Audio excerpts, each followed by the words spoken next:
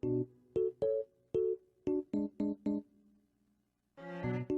I'm Gam3r4Fun, and we're soon ready for the biggest gaming event of the year, E3. This year E3 is back, but it will be a digital event only. A lot of developers and publishers will return this year, and one of the biggest one is Nintendo. So these are my hopes and predictions for Nintendo Direct at E3 2021. Let's take a look.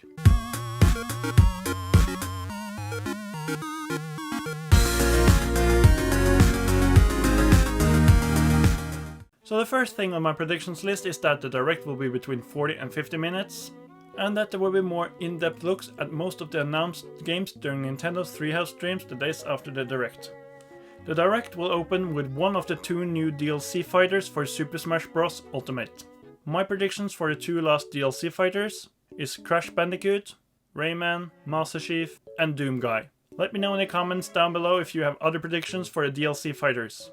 The biggest game Nintendo will focus on this E3 is Breath of the Wild 2. In the Nintendo Direct, we will get a new extended gameplay trailer and a date announcement for the game. This will be the big holiday 2021 title from Nintendo, and to go inside Zelda's 35th anniversary. If we're not getting this game this holiday season, then it could be potentially moved to Q1 2022.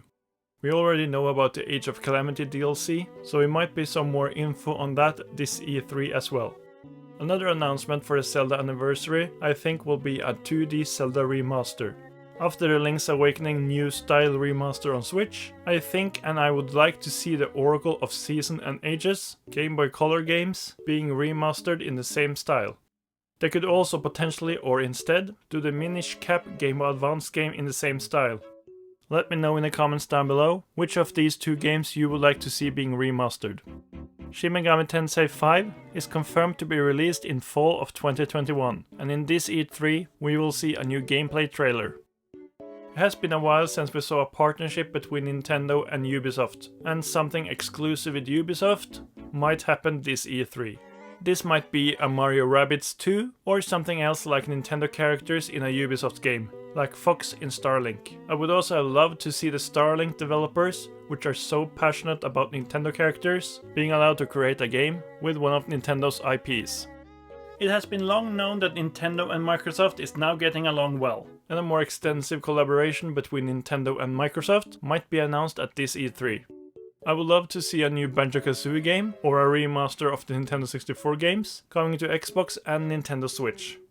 They already done Banjo-Kazooie in Smash, so most likely the partnership between Nintendo and Microsoft will be that Game Pass will be announced for Nintendo Switch, with games available for streaming and download for the less intensive games.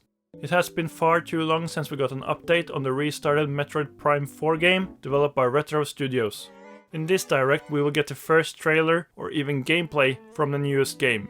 The game will be launched in the second or third quarter of 2022, and to shorten the waiting time, I think there will be a Metroid Prime Trilogy HD game released in the fall of 2021.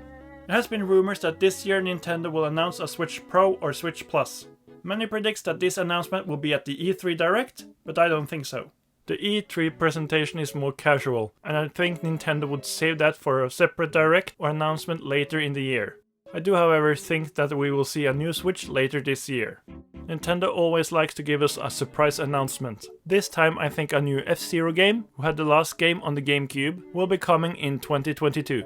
It is hard to speculate about third-party games, but there will be a trailer montage of third-party games coming to Nintendo Switch.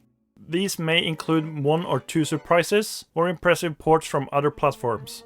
It's a little bit odd that EA games haven't done more on the Switch when the console is selling so well, so I think it will be more games from EA on the Switch the coming year. I speculate that something with The Sims 4 is coming. It's easy money for EA, and they could do a partnership with Nintendo to have some exclusive Nintendo franchise content in The Sims. For the Nintendo Switch Online updates, my predictions is that we'll be getting Game Boy and Game Boy Color games added to the platform. They might also add Game Boy Advance games as well. If not adding the handheld platforms, then Nintendo 64 is next. And it will include Mario 64, now that Super Mario 3D All-Stars has been removed. We did get a port of Pikmin 3 last year, and there has been talking for years that Pikmin 4 has been done for quite some time. After a 3 Deluxe port, it's finally time to announce Pikmin 4. It's coming late 2021 or early 2022. It's a big chance that a new Fire Emblem game is coming. This might be a sequel to Three Houses, or a remake of an older Fire Emblem game. I personally would like to see a remake of the one on GameCube, just because it's so expensive and hard to find the game. A recent rumor is that the developers of Super Mario Odyssey is making a new Donkey Kong game, and it's not related to the Donkey Kong Country games. Some says it's a 2D game, and some says it's a 3D game. I personally would have preferred an open world Donkey Kong game in 3D with the Mario Odyssey engine. Sort of a sequel to Donkey Kong 64, but with much less focus on pointless collecting like in a Nintendo 64 game. It's finally time to get Switch its own Mario Kart. Mario Kart 9, or perhaps a rebranding to Nintendo Kart, will arrive in 2022. And if they go for the Nintendo Kart rebranding, then the game will have multiple characters from different franchises, just like Super Smash Bros. If it's Mario Kart 9, then it will be more like what has happened in the past, with new tracks, a new gimmick, like Mario Kart 8's anti-gravity, and more guest drivers outside the Mario universe. The only problem with getting a new Mario Kart is that 8 Deluxe might be having fewer players online when it will compete with a new game. Let's talk about Super Mario Party 2. The first game recently got a good new online update, and this might be to test for the new game. In the game there will be more and new game boards, and more minigames. The sequel will also bring more improvements to the online play, and if this game comes out in the fall of 2021, then this part of the year will be really packed, so it might be released in early 2022. There's been a long wait, but I think it's finally time for the announcement of Bayonetta 3. With a little longer gameplay trailer, and a confirmation that they will be launching the game in 2021. My guess is September.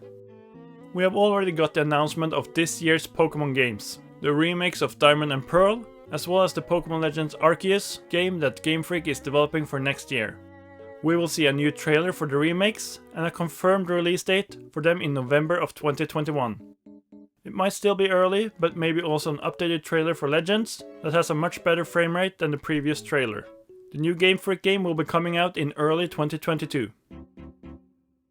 At the end here I will throw in some wildcards that I don't think will be announced, but it will be cool if they did announce it at this E3 Direct. The Switch only has Persona 5 Strikers, which is a spin-off game. They also have the main protagonist, Joker, in Super Smash Bros. Ultimate. I don't know how long the PlayStation exclusivity is, but I think the game would have really benefited from being on a handheld system, and I think it could have worked well on the Nintendo Switch, since it was originally a PlayStation 3 game.